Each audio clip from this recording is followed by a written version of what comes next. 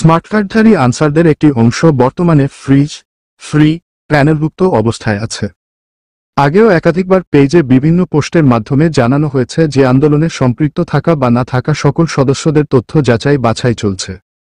একমাত্র যাদের বিরুদ্ধে প্রমাণ পাওয়া যায়নি এবং কাগজপত্রাদি, প্রশিক্ষণ সনদ, এনআইডি কার্ড, মোবাইল নাম্বার, ঠিকানা সঠিক পাওয়া গিয়েছে তাদেরকে আনফ্রিজ করা হয়েছে। আনফ্রিজ করা মানেই প্যানেলভুক্ত হওয়া বা অফারের উপযুক্ত হওয়া নয়। যারা অফার ব্লক অবস্থায় আছেন তারা টানা 3 বার পছন্দসই জেলা না পেয়ে অফার নো করে অফার ব্লকে গিয়েছেন, তাই অফার ব্লকের সদস্যদের অপেক্ষা করতে বলা হচ্ছে। আনফ্রিজ করার পরে গার্ডের শূন্যপদ থাকা সাপেক্ষে অফার দেয়া হবে।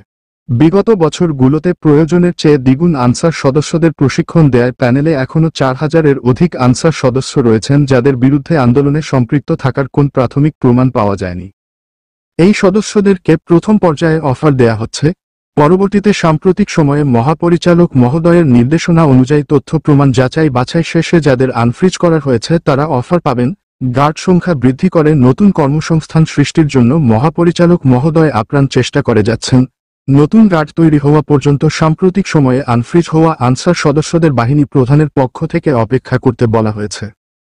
বাহিনী প্রধান যে সকল স্মার্ট কার্ডধারী আনসার সদস্য ফ্রিজ হয়ে আছেন কিন্তু আন্দোলনে অংশগ্রহণ করেননি তাদের প্রতি সদয় হয়ে তাদের নিরপরাধ হবার যাবতীয় প্রমাণাদি সহ সেবা কেন্দ্র সদর দপ্তরে আবেদন করতে বলেছেন। আবেদনসমূহ যাচাই বাছাই করে নির্দোষ প্রমাণিত হলে সে সকল আনসার সদস্যদের আনফ্রিজ করা হবে। আনফ্রিজ করার পর শুধুমাত্র গার্ডের শূন্যপদ থাকলে যে কোনো জেলায় গার্ডে অফার প্রাপ্ত হবেন, তার আগে নয়। তবে আনফ্রিজ করার জন্য উপস্থাপিত তথ্য প্রমাণাদি ভুয়া বা মিথ্যা প্রমাণিত হলে বাহিনী হতে চিরতরে বহিষ্কার সহ আইনানুগ ব্যবস্থা নেওয়া হবে।